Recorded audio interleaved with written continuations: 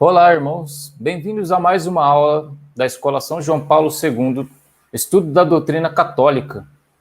E nosso estudo de hoje vai falar sobre o artigo Creio na Santa Igreja Católica, parágrafos 748 a 870.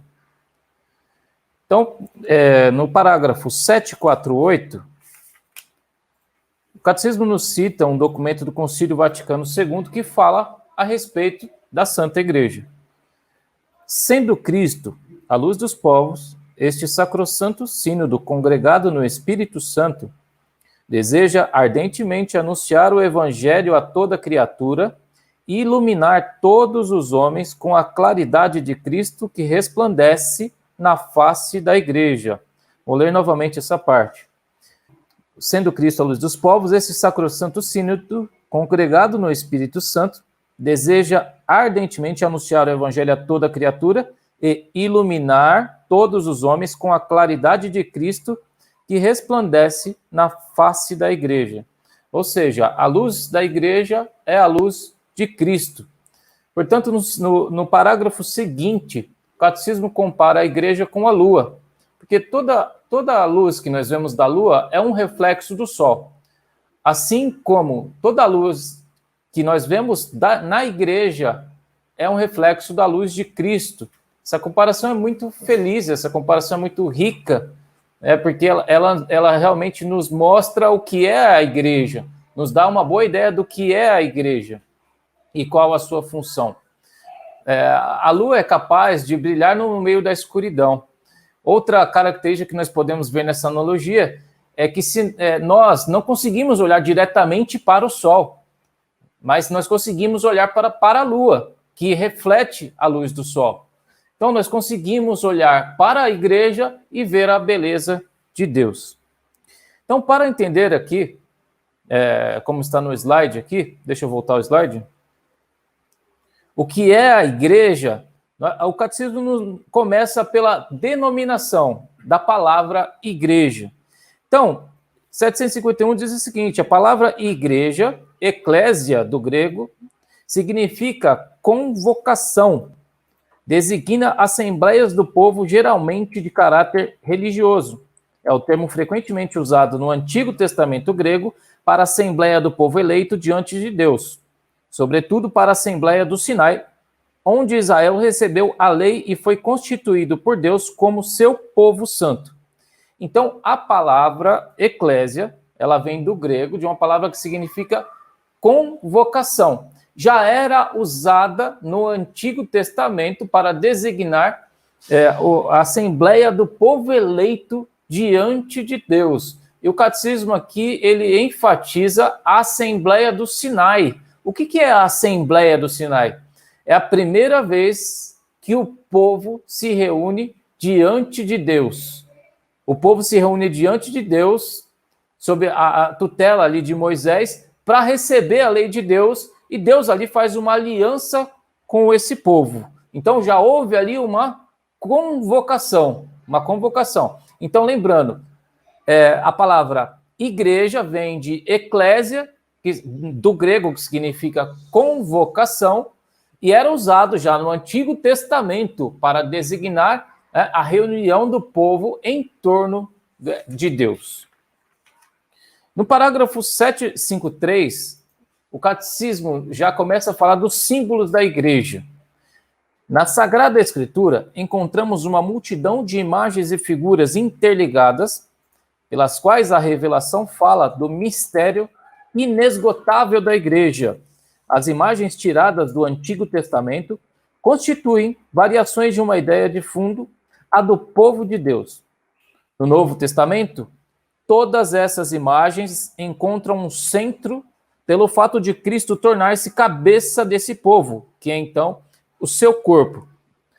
Aqui, o Catecismo nos diz que a riqueza da Igreja é inesgotável, e por isso são usados tantos símbolos para tentar significar a Igreja, mas o símbolo principal, o símbolo que mais fala da Igreja, é o símbolo do corpo de Cristo, porque no Novo Testamento, Cristo, ele passa a fazer parte desse corpo. O que era antes só o povo de Deus, agora ele está em Deus. Agora é o povo unido com Deus, tem unidade com Deus, porque Cristo é cabeça desse corpo. Cristo se torna cabeça desse corpo no Novo Testamento. Vamos lá, ainda estamos na primeira pergunta. Né? O que na segunda pergunta, desculpa. Qual a origem da igreja? Qual a origem da igreja? Vimos aqui o significado da palavra igreja, e agora qual é a sua origem? Lá no parágrafo 758 nós vemos origem, fundação e missão da igreja, é o que nós veremos a seguir. Origem, fundação e missão da igreja. E o subtítulo que nós temos aqui é um projeto nascido do coração do Pai. Então, praticamente, ele nos dá a resposta no subtítulo. Um projeto nascido do coração do Pai. Então, a igreja não nasce no Novo Testamento com a missão de Cristo. A igreja já era projetada no coração do Pai desde o início da criação, como nos diz aqui o parágrafo 760. O mundo, vou ler, o 760. O mundo foi criado em vista da igreja, diziam os cristãos dos primeiros tempos. Deus criou o mundo em vista da comunhão com sua vida divina, comunhão esta que se realiza pela convocação, veja só a palavra convocação de novo, dos homens em Cristo. E esta convocação é a igreja. Então, Deus pensou, o Pai pensou na igreja desde a origem do mundo. Desde a origem do mundo. Ele não pensou em igreja depois do pecado original.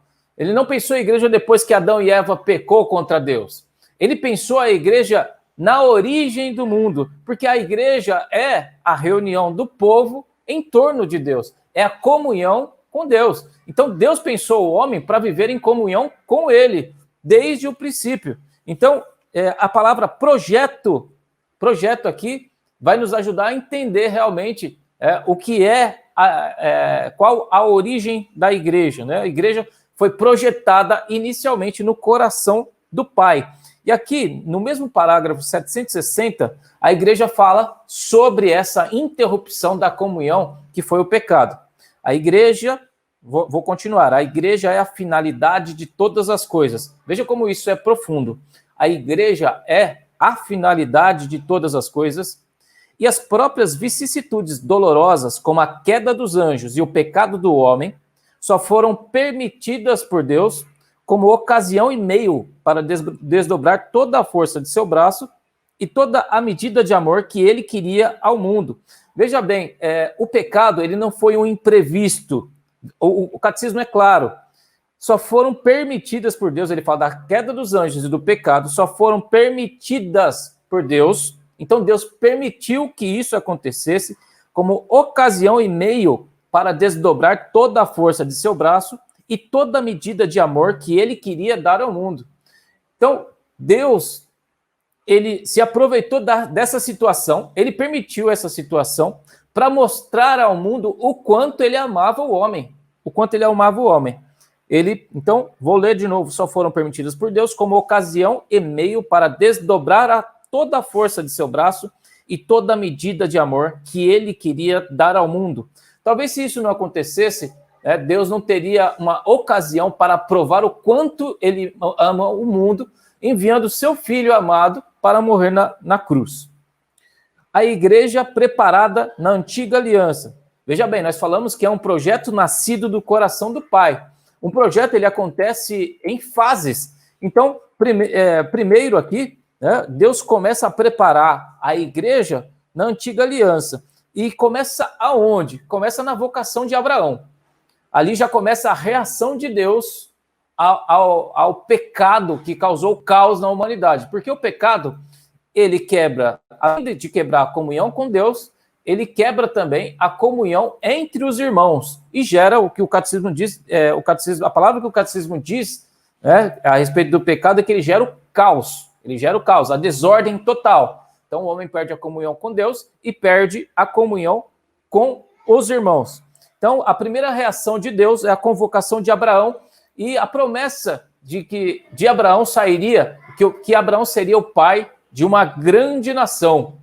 Em seguida, no parágrafo 762, diz o seguinte, Eu vou ler, ele vai repetir aqui o que eu falei a respeito de Abraão, mas tem algo em seguida que eu preciso mostrar para vocês. A preparação longínqua da reunião do povo de Deus começa com a vocação de Abraão, a quem Deus promete que será o pai de um grande povo. A preparação imediata, então, a preparação mais longe é com Abraão, mas a preparação imediata tem seus inícios com a eleição de Israel como povo de Deus. Então, diz aqui que Deus fez uma aliança com Israel, mas Israel, mais uma vez, através do pecado, rompe essa aliança e trai a confiança de Deus. Os profetas antigos já diziam que Israel se comportava como uma prostituta, e é isso que está na continuação do 762. Né? Por sua eleição, Israel deve ser sinal de congraçamento futuro de todas as nações. Mas já os profetas acusam Israel de ter rompido a aliança e de ter comportado como uma prostituta e anunciam uma nova e eterna aliança. Então, nós estamos falando aqui ainda da origem da igreja, tá? Nós estamos falando da origem da igreja. Então, Israel trai a aliança com Deus e os profetas, como é função do profeta, denunciar o pecado, o profeta denuncia esse rompimento da comunhão e anuncia que Deus vai fazer uma aliança eterna. No futuro, Deus faria uma aliança eterna. E essa aliança é constituída por Cristo. Vamos lá. E agora, respondendo uma outra pergunta. Quem fundou a igreja? E no subtítulo também temos a resposta. A igreja instituída por Cristo Jesus. Esse é o subtítulo. Então, veja só, 763. Qual que era o projeto do Pai? Não era comunhão? Deus não pensou, o Pai não pensou a igreja desde o início, como nós já vemos, desculpe. Então, no 763 vem a resposta. Cabe ao Filho realizar na plenitude dos tempos o plano, o projeto de salvação de seu Pai. Esse é o motivo da sua missão. Então, cabe ao Filho realizar na plenitude dos tempos o plano de salvação de seu Pai. Este é o motivo da sua missão. E aí nós podemos perguntar, mas Cristo não veio para salvar a humanidade? Sim, mas é através da igreja que Cristo salva a humanidade. Deus, quando ele concede uma graça, quando nos concede uma graça, ele também escolhe os meios com o qual ele vai conceder essa graça. Então, o meio pelo qual Deus vai transmitir esta graça conquistada por Jesus é a igreja. Então, a graça é conquistada por Jesus, mas transmitida por essa igreja que já foi pensada no coração do Pai desde a origem do mundo. Então, Cristo fundou a igreja. No 763 ainda diz, para cumprir a vontade do Pai, Cristo inaugurou o reino dos céus na terra. A igreja é o reino de Cristo já misteriosamente presente. Olha isso. Então, aqueles que têm dúvidas sobre o que é o reino de Cristo, diz aqui o catecismo. A igreja é o reino de Cristo já misteriosamente presente. É o início, é o germe. O que é o germe? É a semente. Então, se você não tem a semente, você não tem nada. Se você não tem semente, você não tem a árvore. Então, se você não tem a semente do reino de Deus, que é a igreja, você não tem o reino. A igreja é o germe, é a semente do reino. 765. Aqui o catecismo começa a falar como Jesus estrutura a sua igreja, por onde ele começa, né? Antes de tudo, o Senhor Jesus dotou sua comunidade de uma estrutura que permanecerá até a plena consumação do reino. Então, Jesus ele montou uma estrutura da igreja, essa mesma estrutura que nós temos hoje, que vai durar até o fim dos tempos. Antes de tudo, a escolha dos 12 com Pedro como seu chefe. Então, tudo começa com a escolha dos 12 apóstolos, né, e escolhendo Pedro como seu chefe. E não é coincidência, né, a escolha de 12 apóstolos, porque, e aí a gente pode fazer um link com o Antigo Testamento, porque povo de Deus era constituído de 12 tribos de Israel. 12 tribos de Israel. Já era, né, para você ver como o Pai já pensava na igreja. Então, Cristo escolhe os 12 apóstolos, não por acaso, e escolhe Pedro como chefe dos apóstolos. Chefe dos apóstolos. Em seguida, diz o seguinte: os 12 e os outros discípulos participam da missão de Cristo, de seu poder e também de sua sorte. Por meio de todos esses atos, Cristo prepara e constrói a igreja. Então, aqui nós vemos Cristo preparando a igreja, o seu lado visível, a parte visível da igreja, né, que são o Papa e os seus bispos, né, e a gente vai falar disso depois, mas aqui, na verdade, nós estamos falando dos apóstolos, né, e o seu chefe, que é Pedro. Seguinte, no 766 diz o seguinte: mas a igreja nasceu. Veja bem, nós estamos falando quem fundou a igreja? Jesus Cristo. Mas a igreja nasceu primeiramente do dom total de Cristo para nossa salvação. Dom total de Cristo, lembra que nós falamos? Cristo conquistou a graça da salvação, que é transmitida através da igreja. Mas a igreja nasceu primeiramente do dom total de Cristo para nossa salvação, antecipado na instituição da Eucaristia e realizado na cruz. E agora vem o que significa mesmo este nascimento. O começo e o crescimento da igreja são significados pelo sangue e pela água que saíram do lado aberto de Jesus crucificado. Pois o lado de Cristo dormindo da cruz é que nasceu o admirável sacramento de toda a igreja. Da mesma forma que Eva foi formada de Adão, adormecido, assim a igreja nasceu do coração transpassado de Cristo, morto na cruz. Essa analogia é fantástica e também nos leva ao mesmo raciocínio, de que o Pai já pensava na sua igreja. Tudo prefigurava a vinda de Cristo e a fundação da sua igreja. Veja bem, aqui diz que o começo e o crescimento da igreja acontecem na cruz, né, quando abrem o lado de Jesus e jorram sangue e água. Então, aí ele faz a comparação com o Antigo Testamento, onde Deus tirou a companheira, né, a esposa de Adão. Adão estava adormecido e Deus tira da sua costela a sua companheira, a sua esposa. Um lado aberto de Adão, né? Deus tira a sua esposa. E do lado aberto de Cristo nasce a igreja, esposa de Cristo. É o que nós veremos, um título que nós veremos também em seguida. Então, a igreja nasce, o admirável sacramento da igreja nasce do lado aberto de Cristo na cruz, porque ali tudo está consumado. A missão de Jesus Cristo está consumada. 767, a igreja manifestada pelo Espírito Santo.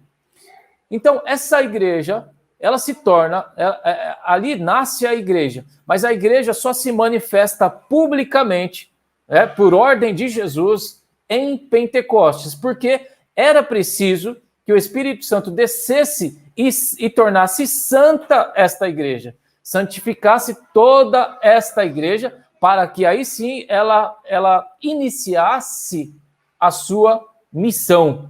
Né? Aqui nós já começamos a falar de missão. Qual a missão da igreja? Qual a missão da igreja? Então, terminada, 767, vou ler aqui. Terminada a obra que o Pai havia confiado ao Filho para realizar na terra, foi enviado o Espírito Santo no dia de Pentecostes. Olha só, terminada a obra de Jesus, né? Terminada a obra que o Pai havia confiado ao Filho para realizar na terra, foi enviado o Espírito Santo no dia de Pentecostes para santificar a igreja permanentemente. Santificar a igreja permanentemente. A igreja é santa permanentemente. Foi então que a igreja se manifestou publicamente diante da multidão e começou a difusão do evangelho com a pregação. Então, vale a pena lembrar que essa primeira pregação da igreja converteu 3.000 pessoas. 3.000 pessoas, pelo poder do Espírito Santo que foi derramado sobre ela. Né? Então foi a grande pesca de Pedro. Né? Pedro teve uma pesca milagrosa ali com Jesus, uma pesca de peixes, né? E agora Pedro tem uma pesca milagrosa também de homens. Ele se tornou pescador de homens. E aí nós já temos uma palhinha do que é a missão da igreja. Vamos lá. Por ser convocação de todos os homens para a salvação, a igreja é, por sua natureza, missionária, enviada por Cristo a todos os povos para fazer discípulos. E aqui, no 768, não vou ler todo o 768, eu vou ler o finalzinho dele, que nós vemos aqui a nossa última pergunta. Qual a missão da igreja? Aqui é um resumo, claro que é um resumo. A missão da igreja é muito ampla, mas aqui você tem uma ideia central do que é a missão da igreja. 768. Recebeu a missão, vou ler aqui, ó. Por isso a igreja, enriquecida com os dons de seu fundador, Cristo, e empenhando-se em observar fielmente seus preceitos de caridade, humildade e abnegação, agora vem a resposta. Recebeu a missão de anunciar o reino de Cristo e de Deus, e de estabelecê-lo em todos os povos. Estabelecer o reino em todos os povos. Deste reino, ela constitui na terra o germe e o início. Nós já falamos disso. O germe é a semente. Sem a semente não tem reino. Se a igreja é a semente do reino, a importância da igreja é vital. A importância da igreja é indispensável. A igreja, na verdade, é indispensável para a vinda do reino, pois ela é a semente do reino. Ela é a semente do reino. A igreja é consumada na glória. E nós não podemos deixar de falar disso, porque nós falamos que a igreja é um projeto nascido do coração do Pai. Depois nós dissemos que a igreja ela foi instituída por Cristo, ela foi fundada por Cristo. Depois a igreja foi manifestada pelo Espírito Santo, e aqui, para concluir, o Catecismo nos diz que ela será consumada na glória. O que é isso? Consumada na glória. Significa que o projeto da igreja não está concluído. Então, é um projeto que nasceu do coração do Pai, teve a fundação ali na plenitude dos tempos em Jesus Cristo, foi santificado pelo Espírito, mas é um projeto que durará até o fim dos tempos. Veja só. 769. A igreja só terá sua consumação na glória celeste. O que é consumação? Consumação é a finalização do projeto. Cristo, quando ele finaliza a sua missão, ele diz o seguinte: tudo está consumado. Ou seja, eu fiz tudo o que eu tinha que fazer, eu fiz, tudo está consumado.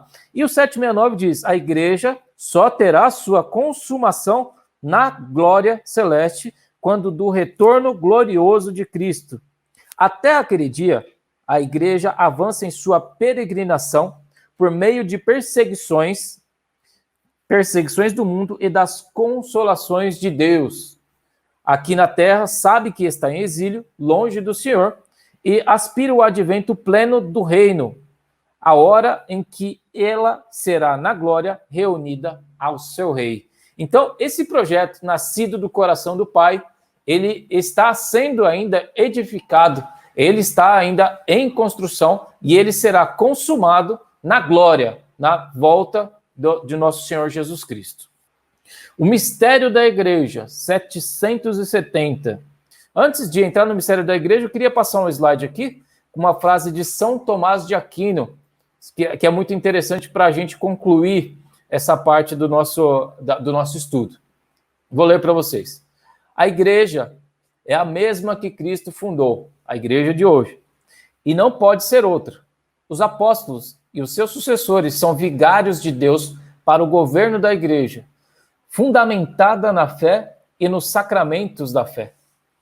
E assim, como não lhes é lícito estabelecer outra igreja, não podem também transmitir outra, nem instituir outros sacramentos, Por quê? Pelos sacramentos que jorraram do peito, olha que nós lemos lá, pelos sacramentos que jorraram do peito de Cristo, pendente da cruz, é que foi constituída a igreja. Então, São Tomás de Aquino, né, essa frase só vem confirmar tudo aquilo que está escrito no catecismo. Aliás, o catecismo tem várias citações de São Tomás de Aquino, Santo Agostinho. O catecismo ele cita constantemente a Sagrada Escritura e também cita frases de santos doutores da igreja e de outros santos também que não foram doutores, mas foram santos muito importantes na construção da doutrina.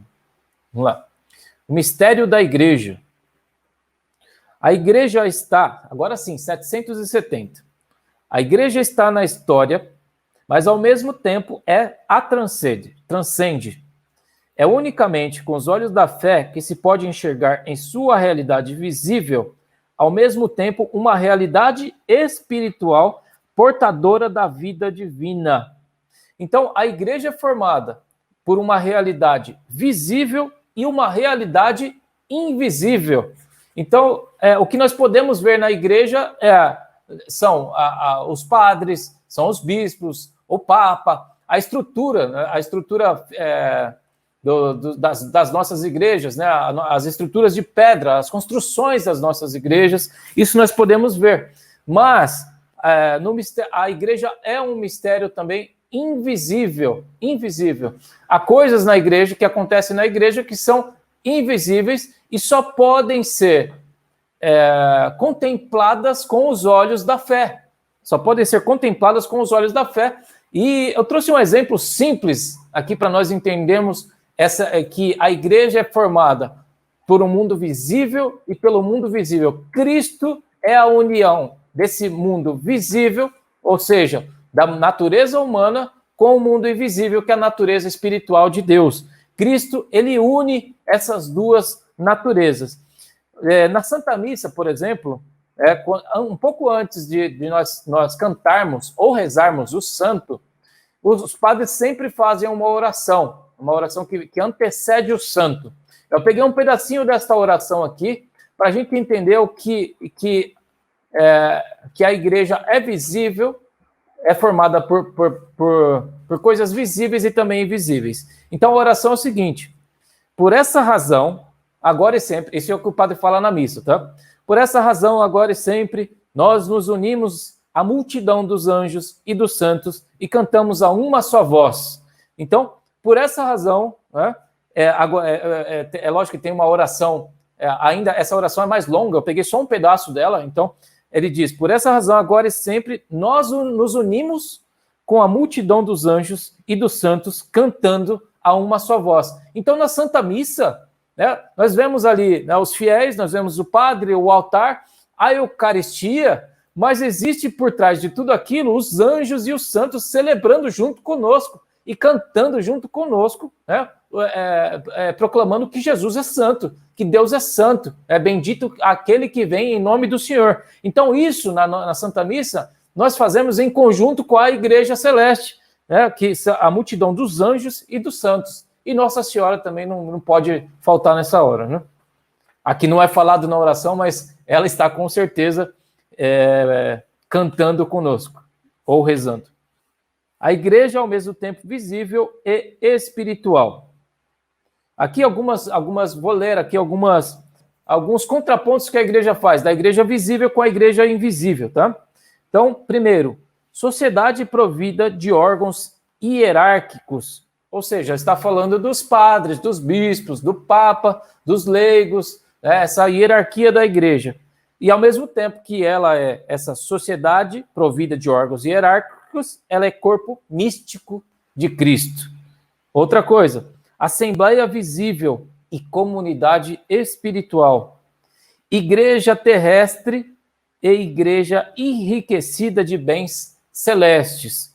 Igreja terrestre e igreja enriquecida de bens celestes. Nós vivemos nesta terra, mas somos enriquecidos pelos bens celestes, aqueles que vêm pela comunhão dos santos, seria o assunto de uma terceira, a minha terceira aula, né? Na próxima aula nós veremos a hierarquia da igreja e depois nós veremos a comunhão dos santos.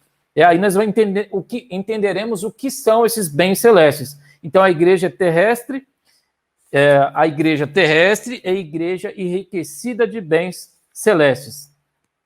Essas dimensões, veja só, essas dimensões constituem uma realidade complexa e que se funde o elemento divino e humano.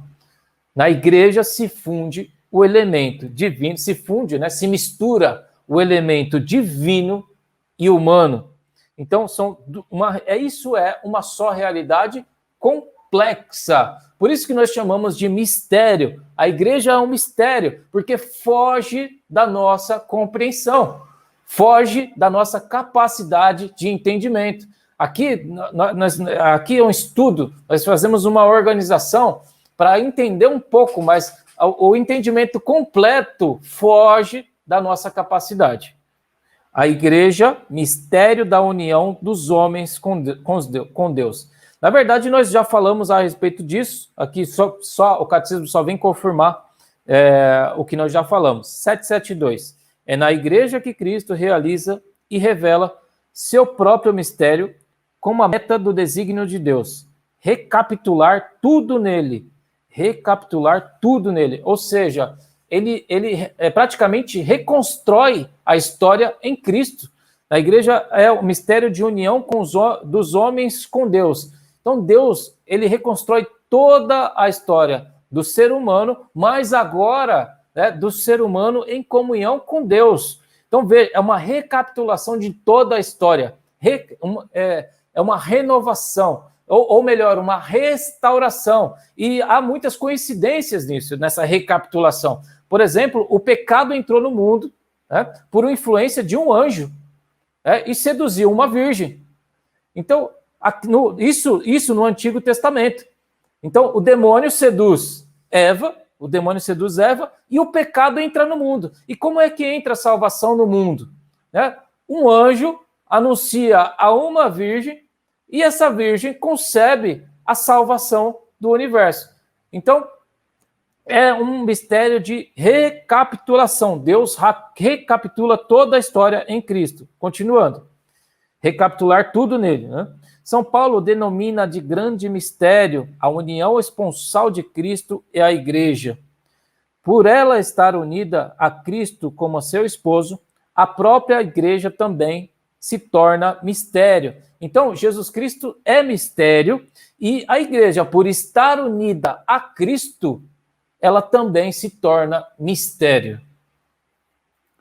774. A igreja, sacramento universal da salvação. A igreja, sacramento universal da salvação.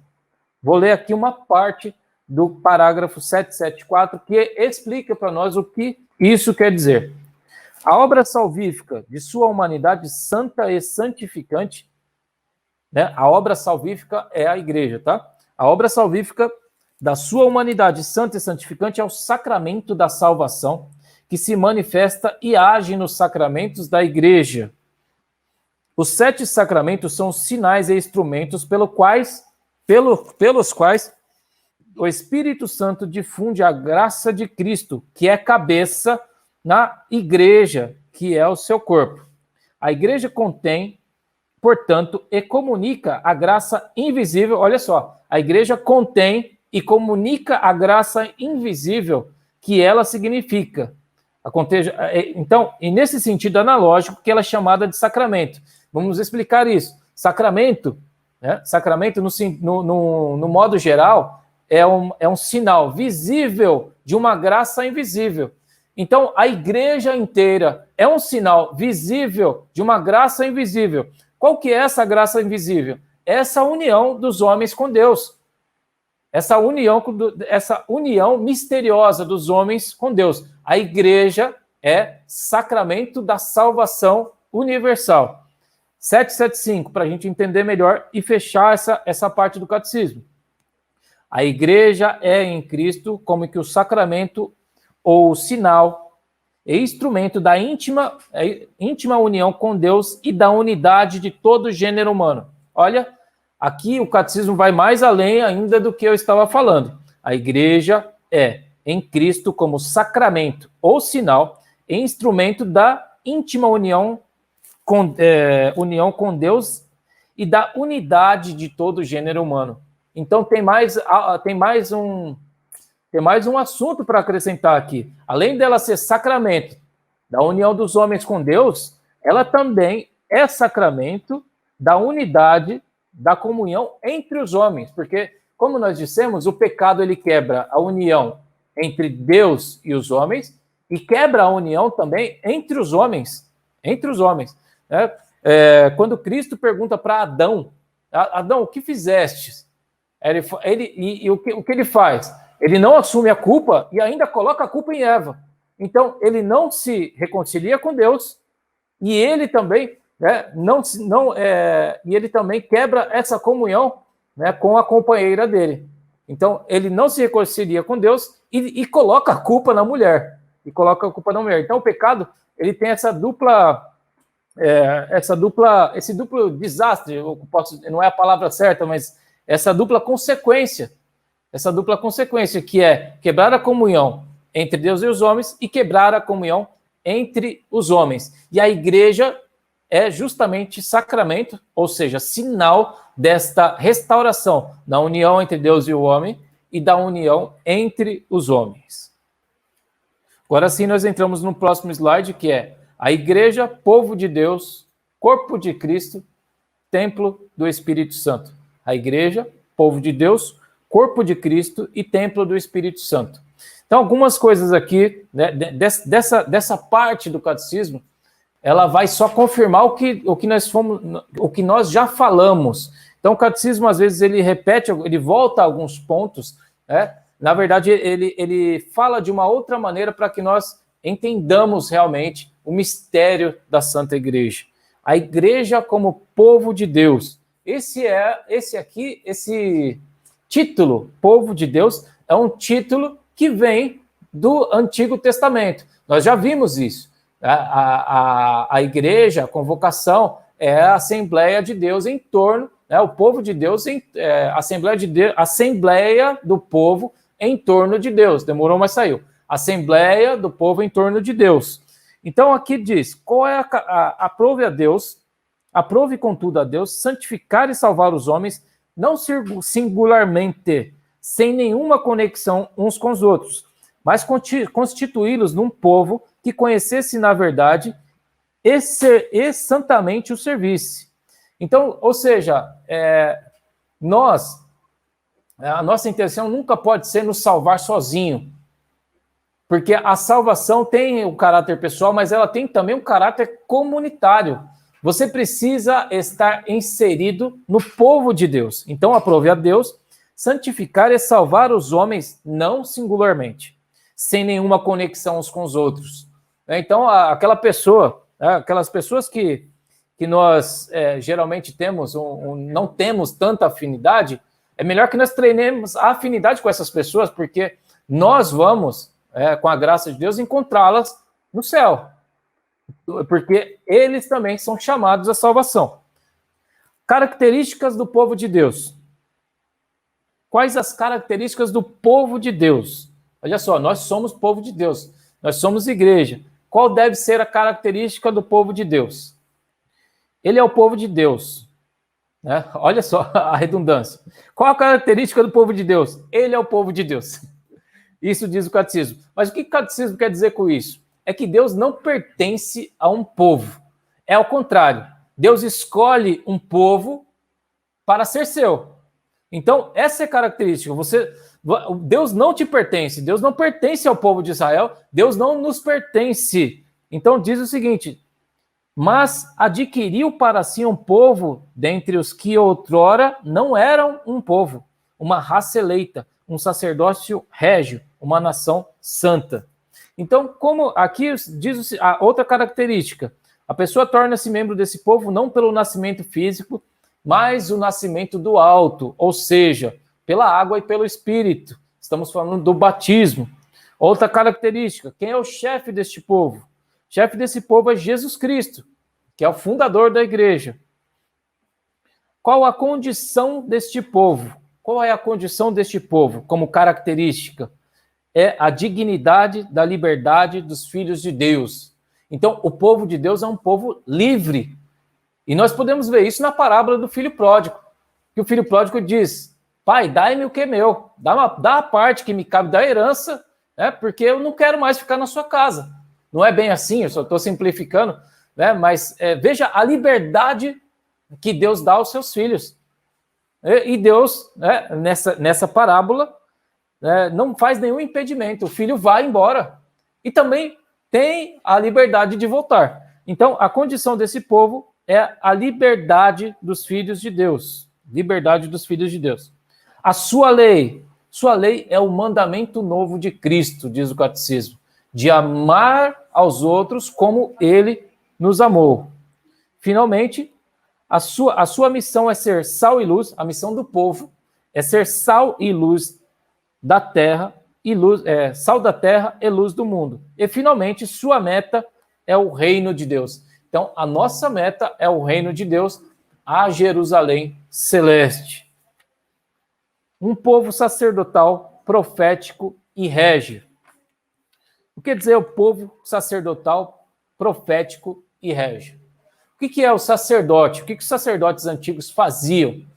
Lembrando que esse povo por que o povo é sacerdotal, profético e régio? Porque essas são funções de Cristo, originalmente de Cristo. E nós participamos dessas funções de Cristo. Cristo é profeta, Cristo é rei, né? E Cristo é sacerdote, sumo sacerdote. Então, o que os sacerdotes faziam no Antigo Testamento? Eles ofereciam sacrifícios a Deus para expiação dos pecados. O que nós fazemos hoje, né, como sacerdotes, como povo de Deus, povo sacerdotal? Nós oferecemos a nossa própria vida. Nós oferecemos a própria vida para Deus. O povo de Deus também é profeta, é aquele que transmite a vontade do Pai. Essa é a função de Jesus Cristo. Ele transmitia para nós a vontade do Pai. Tudo que ele transmitia era a vontade do Pai. E nós transmitimos também a vontade de Jesus, a vontade do Pai, né, que foi revelada por nós por Jesus, nós transmitimos também, né, aos irmãos.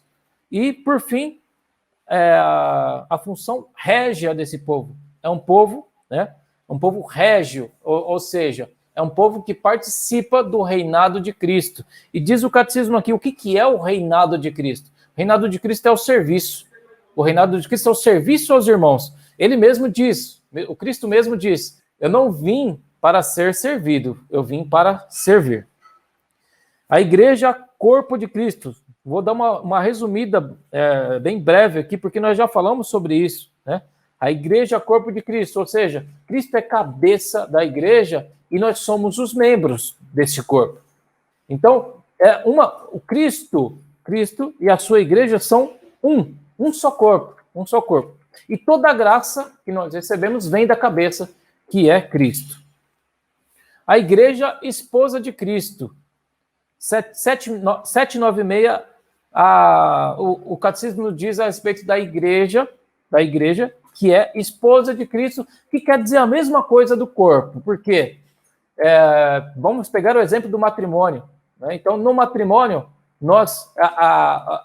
eu e a minha esposa nos tornamos uma só carne.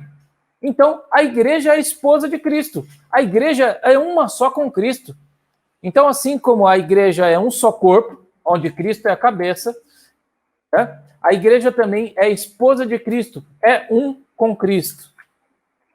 E, por fim, aqui, a igreja é templo do Espírito Santo. O Espírito Santo permanece na igreja incessantemente.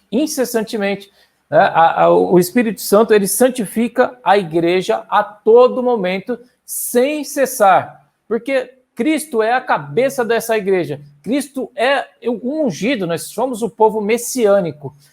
A mesma unção de Cristo, né, esse Espírito Santo, esse Espírito, né, de Deus, né, que está em Cristo sem cessar, ele também está na igreja sem cessar, porque a igreja é uma com Cristo.